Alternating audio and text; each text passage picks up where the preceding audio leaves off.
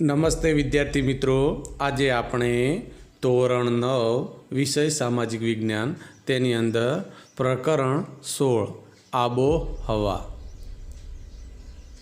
આપણે વિદ્યાર્થી મિત્રો આપણે આ પાઠનો અભ્યાસ કરીશું. તો ચાલો વિદ્યાર્થી મિત્રો આપણે હવે આ પાઠની શરૂઆત કરીએ. આબોહવા એ વાતાવરણની લાંબા ગાળાની સરેરાશ પરિસ્થિતિ છે. સામાન્ય રીતે જે તે પ્રદેશની 35 કે તેથી વધુ વર્ષોની આ વર્ષા ઋતુ ઉનાળા કે શિયાળાના સરેરાશ હવામાનની પરિસ્થિતિ પરથી તેની આબોહવા નક્કી થતી હોય છે. ટૂંકમાં આબોહવા એ ઘણા વર્ષોની લાંબા સમયગાળાની હવામાનની વિવિધ પરિસ્થિતિની સરેરાશ છે. હવામાન એ વાતાવરણની ટૂંકા સમયગાળાની સરેરાશ પરિસ્થિતિ છે. દિવસ દરમિયાન કોઈ પણ સમય હવામાન બદલાઈ શકે છે. આપણી ખેતી પ્રવૃત્તિ પર હવામાનની ઘણી અસર થાય છે. ભારતીય હવામાન ખાતું સમગ્ર દેશનું રોજબરોજનું હવામાન દર્શાવતા નકશાઓ બહાર પાડે છે. ભારત આબોહવા ઘણી વિવિધતાઓ અને વિલક્ષણતાઓ ધરાવતો આપણો ભારત દેશ છે. પૃથ્વી સપાટીના કેટલાક પ્રદેશોમાં પવનની દિશા ઋતુ પ્રમાણે બદલાય છે. આમ ઋતુ પ્રમાણે દિશા બદલાય તેવા પવનોને મોસમી પવનો કહેવામાં આવે છે. અરબી ભાષાનો મૂળ શબ્દ મોસમ પરથી આ પવનોને મોસમી પવનોનું નામ આપવામાં આવ્યું છે. એશિયા ખંડમાં ભારત, શ્રીલંકા, બાંગ્લાદેશ, પાકિસ્તાન અને મ્યાનમાર મોસમી આબોહવા અનુભવતા મુખ્ય દેશો છે. હવે જોઈએ ઋતુ પરિવર્તનની અંદર. ઋતુ પરિવર્તનના મુખ્ય કારણોમાં પૃથ્વીની સૂર્યની ચારે બાજુ પરિક્રમણ ઉપરાંત પૃથ્વીની ધરીનું નમન પણ ભાગ ભજવે છે. પૃથ્વીની ધરી 23.5 સેલ્સિયસ નમેલી છે અને કક્ષાની સાથે 66.5નો ખૂણો તે બનાવે છે. પૃથ્વીના ધરી નમનને કારણે ઋતુઓ થાય છે. વધારે સમય સૂર્યપ્રકાશ મેળવતા વિસ્તારોમાં ઉનાળો અને ઓછો સૂર્યપ્રકાશ મેળવતા વિસ્તારોમાં શિયાળો અનુભવાય છે. 22 ડિસેમ્બરે સૂર્યના કિરણો મકર વૃત્ત પર લાંબો પડે છે. આથી દક્ષિણ ગોળાર્ધમાં ઉનાળો અને ઉત્તર ગોળાર્ધમાં શિયાળો અનુભવાય છે. 22 ડિસેમ્બરે સૂર્યના કિરણો મકર વૃત્ત પર લાંબો પડે છે, તેથી ત્યાં આપણને શિયાળો અનુભવાય છે. તેથી ભારતમાં રાત્રિ લાંબી અને ઠંડી અનુભવાય છે. તેવી જ રીતે 21 જૂને કર્કવૃત્ત તરફ સૂર્યના લંબ કિરણો ઉત્તર ગોળાર્ધમાં પડતા હોવાથી દિવસ લાંબો બને છે. પરિભ્રમણ અને કક્ષા ભ્રમણ ગતિની સીધી અસર માનવ જીવનના ખોરાક, પોશાક અને રહેઠાણ પર પણ આપણને જોવા મળે છે. ભારત જેવા મોસમી આબોહવા ધરાવતા દેશોમાં ઋતુ પ્રમાણે દિશા બદલાય. શિયાળાના અને ઉનાળાના મોસમી પવનો ઋતુગત હવામાન પર વ્યાપક અસર કરે છે અને દરેક ઋતુના હવામાનને આગવા લક્ષણો આપે છે. ભારતની આબોહવાની વિવિધતા. ભારતની આબોહવામાં અનેક બાબતોમાં ભિન્નતા જોવા મળે છે. દક્ષિણ ભારત દ્વીપકલ્પીય પરિસ્થિતિને ધરાવતો હોવાથી દરિયા કિનારાની સમ આબોહવા અનુભવ કરે છે, જ્યારે દરિયા કિનારાથી દૂર જતા ખંડીય આબોહવા અનુભવાય છે. ઉત્તર ભારતનો ઘણો ભાગ દરિયાથી દૂર હોવાથી તેની આબોહવા ખંડીય હોય છે. ભારતની લગભગ મધ્યમાંથી કર્કવૃત્ત પસાર થાય છે. દક્ષિણ ભાગ ઉષ્ણકટિબંધમાં અને ઉત્તર ભાગ સમશીતોષ્ણ કટિબંધમાં આવેલો છે. પરિણામે દેશના જુદા જુદા ભાગોમાં આવેલા સ્થળોના તાપમાન અને વરસાદમાં ઘણો મોટો તફાવત નોંધાય છે. દાખલા તરીકે ઉત્તરે કાશ્મીરમાં આવેલા લેહ તથા દ્રાસનું તાપમાન શિયાળામાં -45 સેલ્સિયસ સુધી નીચું જાય છે. રાજસ્થાનમાં આવેલા શ્રી ગંગાનગર તેમજ અલવર ખાતે ઉનાળાનું તાપમાન 51 સેલ્સિયસ જેટલું ઊંચું નોંધાયેલ છે. એ જ રીતે પૂર્વ ભારતમાં મેઘાલય રાજ્યના ચેરાપુંજીમાં દુનિયાનો સૌથી વધુ વાર્ષિક વરસાદ 1200 સેમી વરસે છે. ચેરાપુંજીથી આશરે 16 કિમી દૂર આવેલું મૌસીનરમ પણ 24 કલાક દરમિયાન પડેલા મહત્તમ વરસાદી વડે પ્રસિદ્ધ પામ્યું છે. જ્યારે પશ્ચિમ રાજસ્થાનમાં આવેલા રણ પ્રદેશમાં સમગ્ર વર્ષ દરમિયાન કેવળ 10 થી 12 સેમી વરસાદ પડે છે. દેશમાં કોઈ એક પ્રદેશમાં પૂરની વિકટ પરિસ્થિતિને ભયંકર તારાજી સર્જી હોય અને બીજા પ્રદેશમાં વરસાદ ન પડવાને લીધે દુષ્કાળ અને ગરમીની પરિસ્થિતિ સર્જાયેલ હોય એવી વિરોધાભાસી આબોહવાકીય સ્થિતિ આપણા ભારત દેશમાં જોવા મળે છે. ગાજવીજના તોફાનો, ધૂળની ડમરીઓ અને ઉષ્ણકટિબંધીય ચક્રવાતોની વિનાશક અસરો કેટલાક પ્રદેશોમાં થતી રહી છે. આમ ઋતુગત હવામાન અને અનેકવિધ રીતે અસરકારક નીવડે છે. આબોહવાને અસર કરતા પરિબળો: પૃથ્વીની સપાટી પર તાપમાન, વાતાવરણીય દબાણ, પવનો, ભેજ, વરસાદ વગેરે વાતાવરણીય ઘટકોના પ્રમાણ અને વિસ્તાર પર અંકુશ ધરાવતા કેટલાક પરિબળો છે જે આબોહવાને અસર કરતા પરિબળો ગણવામાં આવે છે. ભારતની આબોહવાને અસર કરતા પરિબળો નીચે મુજબ છે. અક્ષાંશ: પૃથ્વીની સપાટી પર આબોહવાના પ્રકાર જે તે પ્રદેશમાં અક્ષાંશ પ્રમાણે બદલાય છે. આબોહવામાં તત્વોનું વિતરણ મોટા ભાગે અક્ષાંશોને અનુસરતું હોય છે. બે અક્ષાંશો વચ્ચેના આશરે 111 કિમીનું અંતર હોય છે. વિષુવવૃત્તની આસપાસના પ્રદેશ પર સૂર્યના કિરણો લગભગ લંબ પડે છે, તેથી ત્યાં 12 માસ ગરમી પડે છે. ભારત ઉષ્ણકટિબંધીય અને સમશીતોષ્ણ કટિબંધમાં એવા બે આબોહવાકીય પરિસ્થિતિ ધરાવતા વિભાગમાં વહેંચાઈ જાય છે. હવે જોઈએ સમુદ્રથી અંતર. તો સમુદ્ર વિસ્તારથી જમીન પ્રદેશમાં અંતરો એ આબોહવા પર અસર કરનારું બીજું એક મહત્ત્વનું પરિબળ છે. તો સૂર્યની જે ગરમી સંઘરવાની તેમજ તેની આપલે કરવાની શક્તિ જમીન અને પાણીમાં જુદી જુદી હોય છે. પરિણામે સમુદ્ર અને તેના કિનારા નજીકના ભૂમિભાગો પર સમ આબોહવા અનુભવાય છે, જ્યારે કિનારાથી દૂર અંદરના ભાગો તરફ જતાં ભૂમિખંડોની આબોહવા વિષમ બનતી જોવા મળે છે. ભારતમાં મુંબઈ દરિયા કિનારો હોવાથી ત્યાં સમ આબોહવા રહે છે, જ્યારે નાગપુર, દિલ્હી કે દરિયાથી દૂર હોવાથી ત્યાં વિષમ આબોહવા અનુભવાય છે.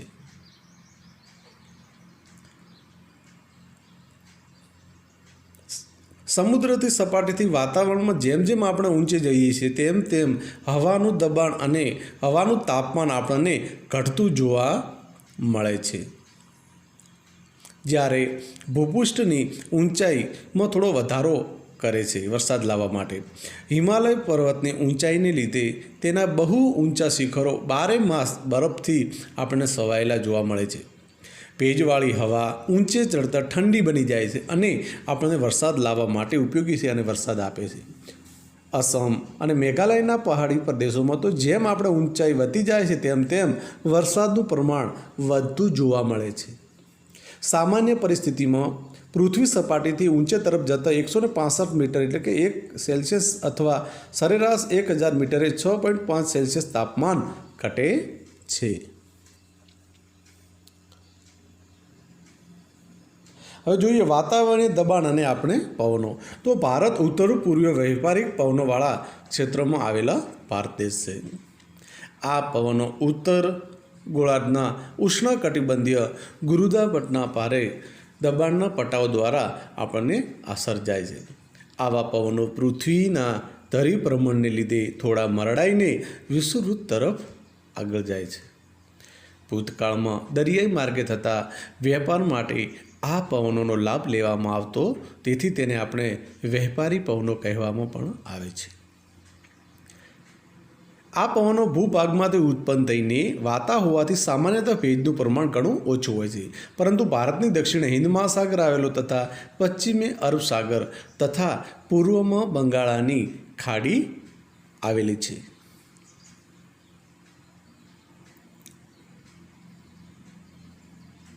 આ વિશાળ જળરાશિને લીધે તેના ઉપરથી વાતા પવનો ભેજવાળા બને છે અને ભારતમાં વરસાદ લાવે છે. શિયાળામાં હિમાલયની ઉત્તરમાં ભારે આપણને દબાણ જોવા મળે છે અને આ વિસ્તારમાં ઠંડા અને સૂકા પવનો દક્ષિણના હળવા દબાણવાળા સમુદ્ર વિસ્તાર તરફ વાય છે. ઉનાળામાં મધ્ય એશિયા અને ભારતના ભૂમિભાગોમાં ઊંચા તાપમાનને કારણે હવાનું હલકું દબાણ રચાય છે. આ સમયે દક્ષિણે હિન્દ મહાસાગર પર ભારે દબાણ હોવાથી ત્યાં હિન્દ મહાસાગર પરથી પવનો ઉત્તરના હલકા દબાણ તરફ ખેંચાઈ આવે છે. આ પવનોને દક્ષિણ પશ્ચિમના મોસમી પવનો પણ કહેવામાં આવે છે. તેથી તે ભેજવાળા હોવાથી ભારતમાં વરસાદ લાવે છે. ભારતીય વિસ્તારથી દૂર આવેલા કેટલાક પ્રદેશો ઉપર ક્યારેક વિશિષ્ટ ઘટના પણ આકાર લેતી હોય છે, જેનાથી આબોહવાની દીર્ઘકાલીન પ્રણાલીમાં તે સમય પૂરતો થોડોક તફાવત આપણને સર્જાય છે. ભારતના હવામાન ઉપર જેટ સ્ટ્રીમ એટલે કે પશ્ચિમી વિક્ષોભ એટલે કે વેસ્ટર્ન ડિસ્ટર્બન્સીસ, અલનીનો અને આઈટીસી ઝોન જેવી ઘટનાઓની અસર આપણને જોવા મળે છે. આમ છતાં એકંદરે ભારતની મોસમી આબોહવાની લાક્ષણિકતાઓ આપણા ભારત દેશમાં જળવાઈ રહી છે. હવે જોઈએ વિદ્યાર્થી મિત્રો, ભારતનું ઋતુચક્ર. તો આપણા દેશમાં લગભગ 2 માસના સમયગાળાની અંદર હવામાન લગભગ સરખું જ હોય છે. આ 2 માસના સમયગાળાને આપણે ઋતુ કહીએ છીએ. ભારતમાં પરંપરાગત રીતે 6 ઋતુઓ ગણવામાં આવે છે: હેમંત, શિશિર, વસંત, ગ્રીષ્મ, વર્ષા અને શરદ. આ 6 ઋતુઓ આપણે વર્ણવવામાં આવી છે. આ ઋતુઓમાં પણ નજીક આવતી 2 ઋતુઓમાં હવામાનની પરિસ્થિતિમાં બહુ મોટો તફાવત જોવા મળતો નથી. એટલે કે 2 ઋતુઓની સાથે ગણી લઈએ તો વર્ષની આપણે મુખ્ય 3 ઋતુઓ ગણાય. 3 ઋતુની અંદર આપણે જોઈએ તો પહેલી જે શીત ઋતુ, બીજી ઉષ્ણ ઋતુ અને વર્ષા ઋતુ એટલે કે શિયાળો, ઉનાળો અને ચોમાસું. ભારતમાં ઋતુઓ આપણે સ્પષ્ટપણે બદલાતી આપણે અનુભવ કરીએ છીએ. શિયાળો બેસતા ઠંડીનો પ્રારંભ થાય છે. ઉનાળામાં ક્રમશઃ તાપમાનમાં વધારો આપણને થતો જોવા મળે છે. ચોમાસું બેસતા હવામાં ભેજ વધવા માંડે છે અને વરસાદ આવે છે.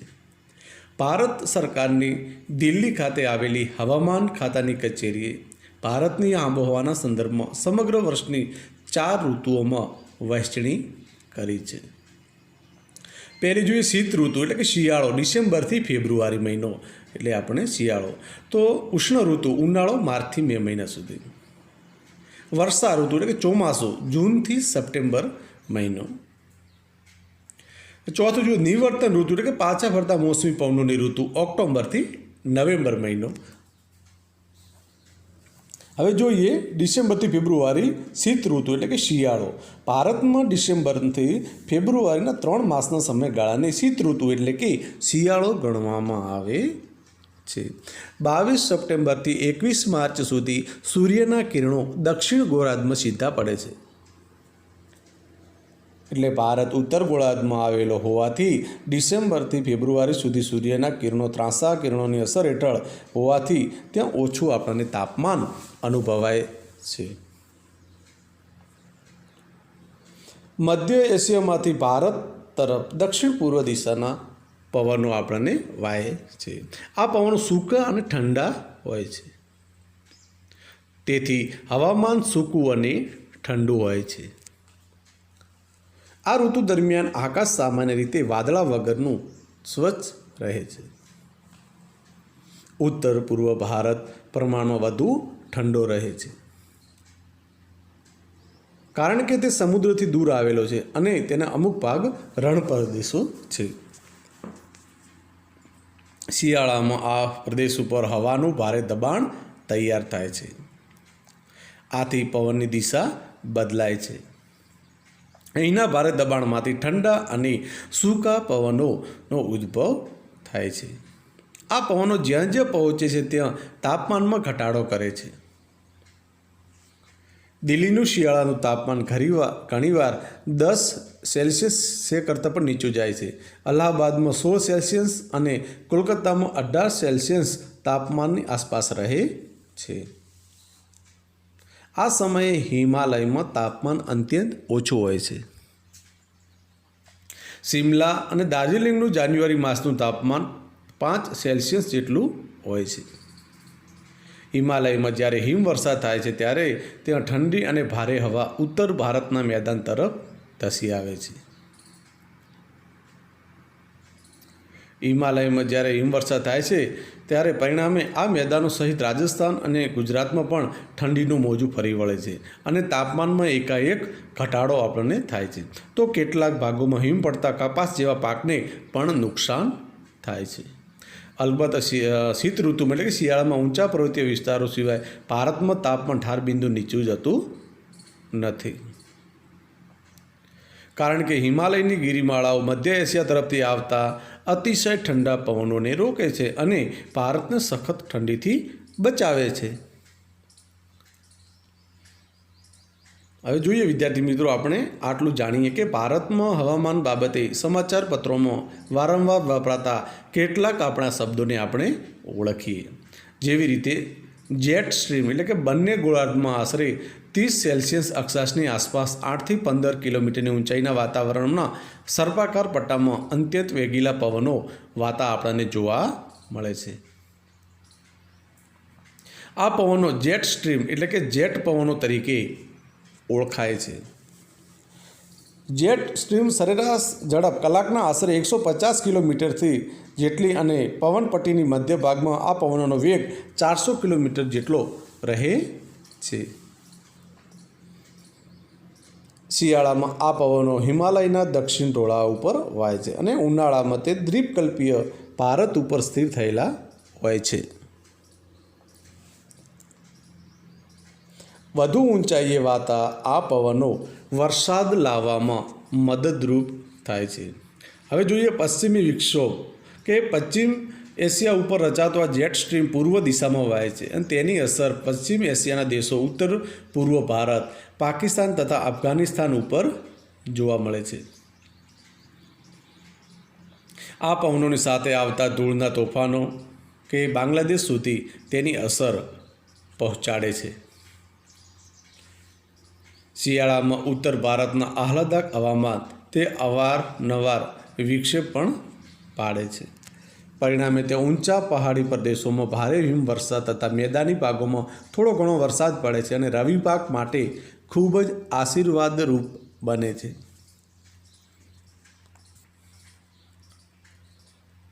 આને લીધે ક્યારેક ગુજરાતમાં કમોસમી વરસાદ પડે છે, જેનાથી ક્યારેક ખેતી પાકને નુકસાન પહોંચે છે.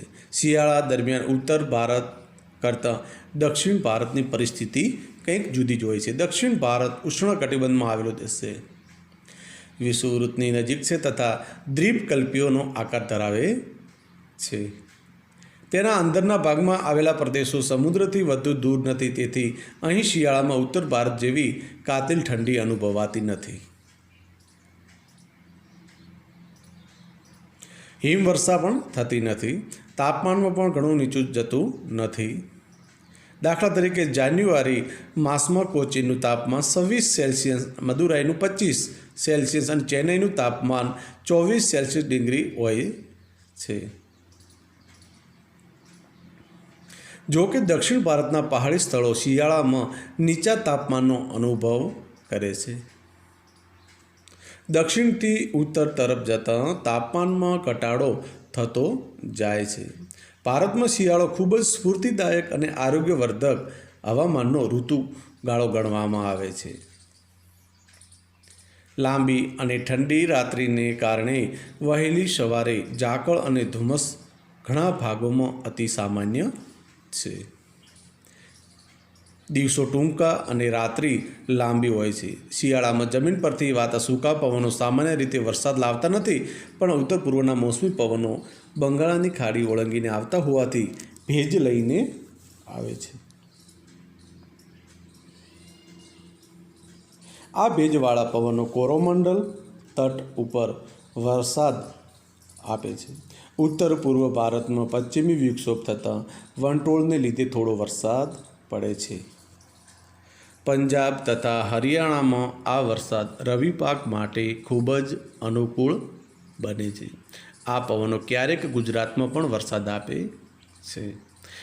સમય પડતા આ વરસાદને કમોસમી વરસાદ અથવા માવઠું કહે છે. હવે આપણે થોડુંક જાણીએ કે ભારતના હવામાન બાબતે સમાચાર પત્રોમાં વારંવાર વપરાતા આપણે કેટલાક શબ્દો હજુ જોઈએ. હવે બીજો શબ્દ જોઈએ, અલનીનો. તો અલનીનો આપણે સ્પેનિશ ભાષામાં અને શબ્દ છે, તેનો શાબ્દિક અર્થ થાય છે નાનું બાળક, એવો થાય છે. આ નામ પેરુના માછીમારો બાળ ઈસુના નામ પરથી આપેલ છે, કારણ કે તે સામાન્ય રીતે પ્રારંભ તેની નાતાલની આસપાસ આપણને જોવા મળે છે. વાતાવરણીય સામુદ્રિક અસરોથી દક્ષિણ અમેરિકાના પેરુ દેશની પશ્ચિમે પેસિફિક કિનારા નજીક ગરમ પ્રવાહ ઉદ્ભવે છે. આ પ્રવાહ પશ્ચિમ તરફ વહે છે અને તેની અસર ભારત સુધી અનુભવાય છે. અને અલનીનો નામની વિશિષ્ટ ઘટના અહીંયા આકાર લે છે. જ્યારે અલનીનો ઘટના બને છે ત્યારે ભારતની વર્ષા ઋતુના સમયગાળામાં થતા વરસાદના પ્રમાણમાં આપણને ઘણો ફેરફાર થાય છે. હવે જોઈએ આઈટીસી ઝોન, એટલે કે વેપારી પવનો જ્યાં ભેગા થાય છે ત્યાં વિષુવવૃત્તની ઉપર વિશાળ હળવું દબાણ રચાય છે અને તેને આંતર ઉષ્ણ કટિબંધીય અભિસરણ ક્ષેત્ર કહે છે. આ વેપારી પવનોના પ્રવાહ સ્વરૂપે થોડા ઊંચા ચડે છે. જુલાઈ માસમાં આ અભિસરણ ક્ષેત્ર 20 થી 25 સેલ્સિયસ ઉત્તર અક્ષાંશીય પ્રદેશો ઉપર સ્થિર થાય છે. ભારતમાં તે ગંગાના મેદાન ઉપર કેન્દ્રિત થાય છે. તેના લીધે અહીં રચાતા હળવા દબાણ ક્ષેત્રને લીધે દક્ષિણ ગુજરાતમાં મહાસાગર ઉપર ઉદ્ભવેલા આ પવનો ઉત્તર તરફ વાય છે. તેના લીધે ભારતના કેટલાક ભાગોમાં વરસાદ પડે છે.